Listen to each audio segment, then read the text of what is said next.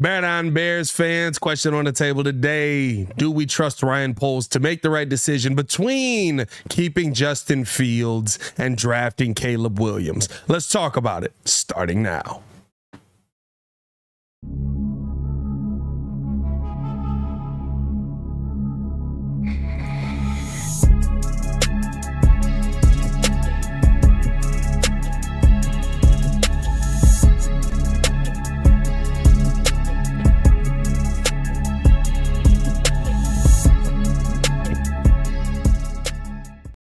Now, if you are new to the channel, please like the video. Please subscribe to the page. We do talk Chicago sports daily on this channel. Only channel talking Bears, our Bears fans talk. So make sure that you get in tune with us, man. So, Chicago Bears have an interesting dilemma ahead of them with, of course, so many decisions. But I think the one that is the most debated is the quarterback position. I was even on ESPN 1000 this morning with Shay Norling debating the quarterback position for a good chunk of the morning, right? Especially with all the Russell Wilson news and all of that coming out. But question on the table, and I think this is the biggest question for most Bears fans, whether no matter what side you're on, Fields, Caleb Williams, Drake May, Jaden Daniels, no matter where you feel like the future of the quarterback position with Chicago Bears is, the question I have for you is, do you trust Ryan Poles to make the right decision? And I think the part that's interesting with that is, right, do you trust Ryan Poles to continue to build this Bears team in the same direction that it's been? He has not taken, right, huge swings on a very big occasion. He's not taking these grand, I'm only going to go all in on this guy and not leave myself an out at any point, really. I mean, like, even with the Chase Claypool situation, I would say that's his biggest swing to this point, and it's a swing and a miss, right? Outside of Montez Sweat, which seems like a swing and a hit, so maybe you're 1-for-1 on that with trading second-round picks. But when I look at, right, the draft positioning that the Bears are in, and everybody says you can't miss on the generational talent, you have to go in on Caleb Williams, you have to attack this. I look at Ryan Poles in a little bit of a different light with this, and I see a guy that to me is all about building the team, and he doesn't really seem to care who's, not to say he doesn't care who's under center, but I think he wants to build a team that insulates who's under center. And I think that's the most important thing for me when I look at kind of the future of the Chicago Bears, because so many times, right, and I think Bears fans, we get locked into this point of, we've never had a franchise quarterback. God, I just want a franchise quarterback. Somebody give me a franchise quarterback. Caleb Williams is a franchise quarterback. Drake May is a franchise quarterback. Justin Fields is a franchise quarterback. I want a franchise that wins. I want a franchise that's consistent. I want a franchise that year in and year out, teams look at and go, we can pencil them in for at least 10 to 11 wins. That's the type of franchise that I'm looking to have in the NFL. And I think that when I look at kind of the history of what Ryan Poles has done here, and I try to attach that to the Justin Fields, Caleb Williams conversation, I do have my doubts on Caleb Williams being a Chicago Bear next year, but it's not because Caleb Williams is a bad player. I think that there's a couple of reasons that, to me, I see Ryan Poles going a different direction, because I think in the long term of this team, he wants to build out all of the positions and kind of build what the 49ers have, what the Philadelphia Eagles have, what we've seen the Kansas City Chiefs have, they now had, right? Because we haven't seen that continue this season, Matt Nagy. But I'm just saying it's Matt Nagy. But, you know, at the end of the day, I look at Ryan Poles, and I believe that he's in a very interesting situation with the quarterback, where a lot of people view it as, you can't pass on this guy. If you pass on this guy, you're on the hot seat. And I would say, look at the Trey Lance situation, where you went out and you got the last quarterback in the draft to be very, very good. And it's because of everything that's insulated this guy. It's because everything has been built up, because everything's moving in the right direction. Because when you look at the offensive play caller, you know that he's going to be elite. And Kyle Shanahan, when you look at the offensive line, you see dominance on that line. When you look at the wide receiver positions, you see dominance at the wide receiver positions. You look at the run game, Christian McCaffrey. I mean, you could throw Deebo Samuel in there. You look at the defensive line looks immaculate. Linebackers are elite. DBs are elite. And I think it's very weird to me that Bears fans don't look to build something like that. When you see the CJ Stroud, you go, that's what I want. That's what I want to have. I want to make sure that we have the franchise quarterback. And I really believe that there are some Bears fans that would rather have the right quarterback, but a team that is middling, than have the team that is great with a quarterback that maybe has to develop a little bit. And to me, right, like no matter what you do in this situation, Ryan Poles has a very uphill battle with all of this, because I don't think it just stops at the quarterback, especially if you're trying to build the team. And I personally do trust Ryan Poles to get this one right. I personally do look at Ryan Poles like he's in a situation where he's been very good at making some of these picks. He's been very good at putting starters on the field early on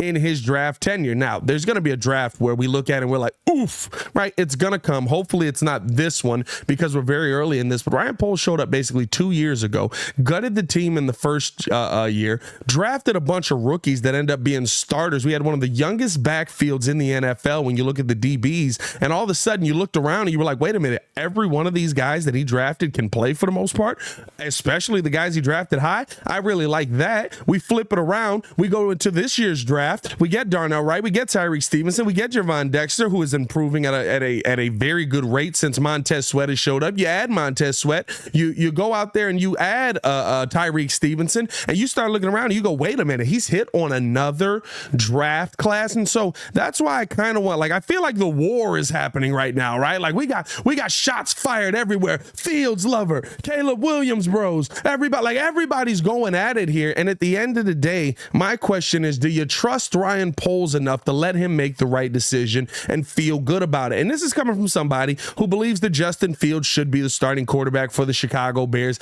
at least until we see them with a team that is built out. Now, let me know how you guys feel in the comments below. I'll be down there talking with you guys as well. What do you feel about the Chicago Bears future? Do you trust Ryan Poles to continue to build this Bears future up? And what decisions do you think that he will make? I think here's my thing. Sorry. Went down the wrong way. Air went down the wrong way. How you do that? I think here's my thing.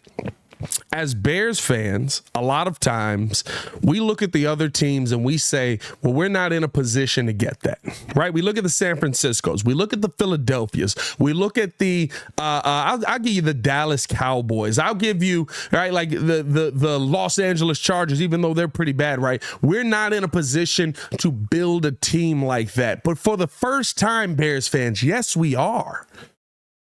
For the first time in a long time, yes, we are, because we have not only set ourselves up with a trade that is going to go down as one of the greatest fleeces of all time in NFL history. Not the greatest, but I'd say top three, where you got DJ Moore, you get Tyreek Stevenson, you got Darnell Wright, you got a 2024 for next year, and you may have the #1 overall pick yet again off of trading for the pick that you had. You do have the opportunity to continue building your team out, to build one of those teams that are elite at so many different levels. And I think that's why I feel like it's very short-sighted of Ryan Poles, and it would be very off character for what we've seen from Ryan Poles to say, you know what, I'm just going to take this one player with this first overall pick because I believe that he's that great of a player. And when he gets here, all of the same issues for the most part are going to still be here. Yes, the Bears still have other picks that you can do things with, but on the offensive side, doesn't it feel like we need a starting center, a possible left guard, because Tevin Jenkins is always banged up, even though I do believe in Tevin Jenkins as a piece here for the Chicago Bears. For sure, you're going to need a right guard moving forward because Nate Davis is a human turnstile. That is one contract that I think just has not worked out. You need a left tackle where, yes, Braxton Jones has been a very, very serviceable left tackle in the 5th round, but you're not talking about a guy that's been elite, and it seems like there is elite at the top of this draft. It feels like you need another wide receiver on this team. Heck, maybe you need another quarterback on this team, right? Like, there's still so many pieces offensively that this Chicago Bears team needs. I don't think that you sit there and look at it and say, yes, with the slate of picks that we have, we can go through that. Oh, by the way, on the flip side of that, you still need a 3 technique. On the flip side of that, you still are going to need another safety in the building because I think Eddie Jackson is on his way out. On the flip side of that, you're still going to need some depth pieces on this defense because when we see guys go down, right, I love Terrell Smith stepping in, but outside of that, that's really the only piece that we got that just steps in that we feel great about, right? Like, I think there's still so many pieces that need to be built up on both sides of the football that you can't afford to sit here and just say, I'm going to give that one pick to that one guy. And it's not something that we've seen Ryan Poles do. And it's not a slight to Caleb Williams. It's not a slight to Justin Fields. It's not me trying to pick one side or the other. But I think at the end of the day is, right, like I can't control what Justin Fields' future is going to be here in Chicago. Do I want him here? 100%. Do I believe that he should be the quarterback here? 100%. Do I believe he's been given a raw deal here in Chicago? 100%. But then I look at the teams around the NFL and I see them with the right coach in place. I see them with the right offensive play caller. I see them with the offensive line. I see them with the wide receivers. I see them with the running game. And I say the Chicago Bears are really in a position to build that type of team here in their third offseason with, yeah, it would be a massive amount of turnover. But you know what? When you have turnover for the right pieces, we really don't see a slowdown. Everybody always talks about, oh, well, everybody's going to have to start over. This is going to be tough. We don't want to start at square one again. Sometimes square one is better than the square that you were on. Right? You're at square two right now, square three right now. Sometimes you got to take a step back to slingshot forward. That's just how life works at the end of the day. And I'll tell you what, when you looked at that Miami Dolphins team down there, nobody looked at them and went, man, boy, major steps back were taken. No, because they went out, they acquired free agents, they got a left tackle for Tua, they added a wide receiver, which, by the way, the free agency class this season as well is elite. Like, I just feel like there are so many more things that the Chicago Bears need to add that to focus on just the quarterback position.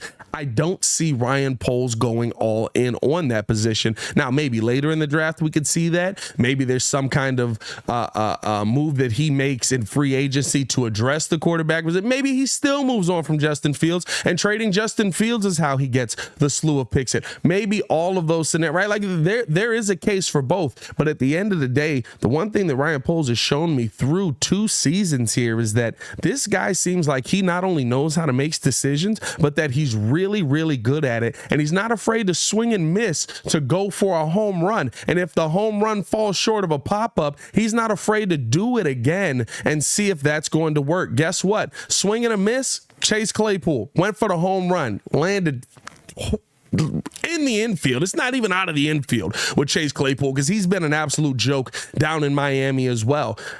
But I also think, right, that he's going to take a swing at Montez Sweat. Boom. That seems to be going out of the park. Now, what other big swings are we going to see him take? Are you going to see him swing to put guys in the right position? Because no matter what you say, and we can sit here and listen, if you're a Caleb Williams guy, if you're a Justin Fields guy, I don't care what kind of guy you are.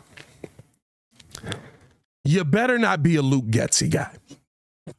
You better not be a Luke Getsy guy, because you know what? If you're a Caleb Williams guy and you look at what's coming in here and you feel like Luke Getsy's going to be calling the plays, Caleb Williams, run away. Run away, my friend. Because I'll tell you this right now, Caleb Williams has very, very many of the same problems, the exact same problems that Justin Fields has right now. Let me give you Caleb Williams' draft profile, and you want to talk about kind of what's coming in the building here if they were to draft Caleb Williams. I ended up looking this up because I think that it's really good to look at this guy's pros and cons, right? His anticipation while playing in structure was good in a limited sample size of play calls.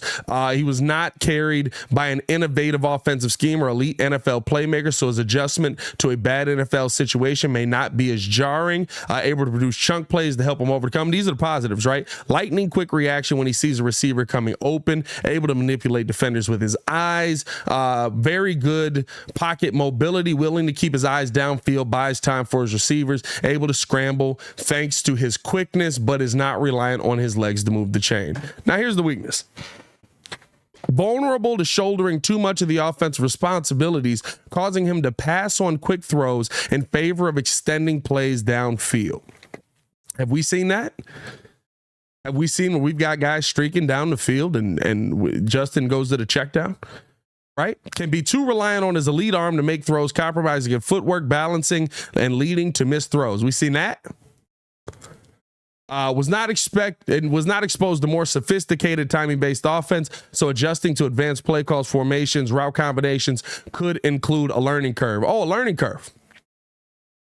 It's not like our quarterback's going through that, right? Prone to get happy feet breaking out of the pocket before necessary. Have we seen that?